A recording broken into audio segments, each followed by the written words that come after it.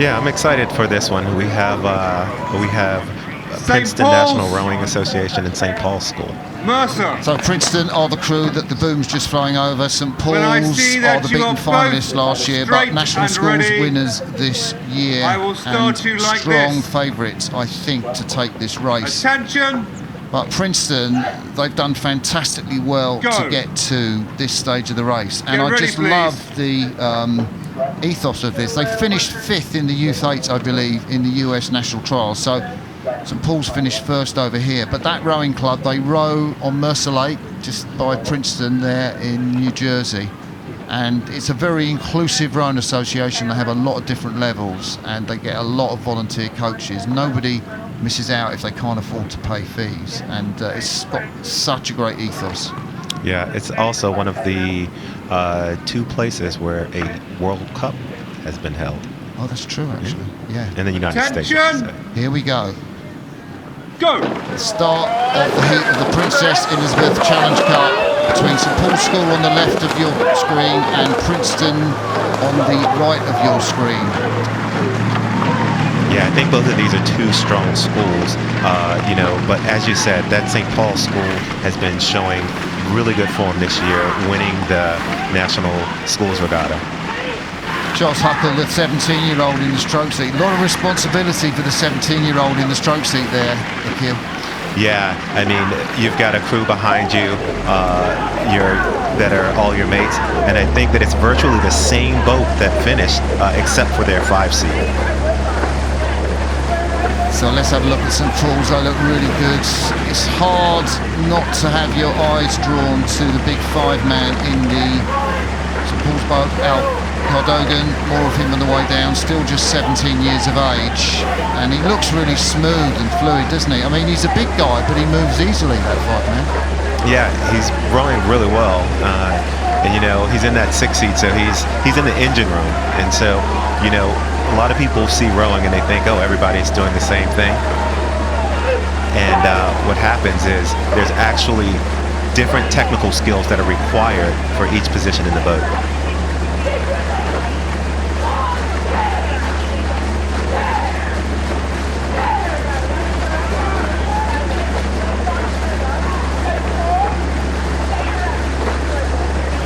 So if you just joined us, we are about 600 or 700 metres off the start, coming up to the landmark known as the barrier at Henley. You can see St Paul's School there leading this heat of the Princess Elizabeth Challenge Cup, and if you saw the cox, Victor Bousquet is the youngest in the boat, just 16 years of age, and he's coming back obviously to St Paul's next year for the 6th form. He looked round to check where his opposition were, and they are the Princeton National Rowing Association. They beat Abingdon yesterday. Pretty decent time to the barrier, but couldn't rival the effort made by St Paul's, 152 to 157, and that's pretty borne out here by the early stages of this race, Akil. Yeah, I mean, I think they knew that they had a tough way to go when they were at the starting line. And so, as you said, the weight of the world was on Charlie Huckle. But, I think that throughout the year they've had a great season. And what a great way to cap it off is to come over here and race as hard as you can. Yeah, so we'll just look at St Paul's moving away, and we'll wait for the Princeton crew to come into the picture. There's the Princeton crew. We talked about the stroke Charlie Huckle, the 7-man Francis McGrath. He's got an invite to the under-19 US trials. Luke Lemon is going to Wisconsin, the Badgers, to be coached there by Bo Hoopman, who of course won the Olympic gold in 2004. That was Bo is a good friend of mine, and they've got a great program there at Wisco. You can see him wearing his Wisconsin hat there in preparation for his future. Do you know he's got a great golf handicap, Bo Hoopman? I think he plays off 2, or he used to. Really? Really, yeah, I know. It's better than mine. Yeah, Brian Volkenheim keeps ringing him up for golf advice because Volkenheim lives on a golf course these days. But anyway, we can see the St Paul's School there, and there are 2 brothers in that crew. The 4-man, if we count from bow, let's have a look. The 4-man in the St Paul's group, you can see him just there. Bow, you count he's closest to us, then 2, then 3, and the 4-man is Alec Weil, and he's going off to Cal Berkeley. And the sixth man is Pat Wild. He's the younger brother of Alec. And Alex saw how well Pat was doing rowing at St Paul's and being coached by Bobby Thatcher, and so he decided to change schools and move to row with St Paul's in the hope that he would gain selection for the Junior Worlds.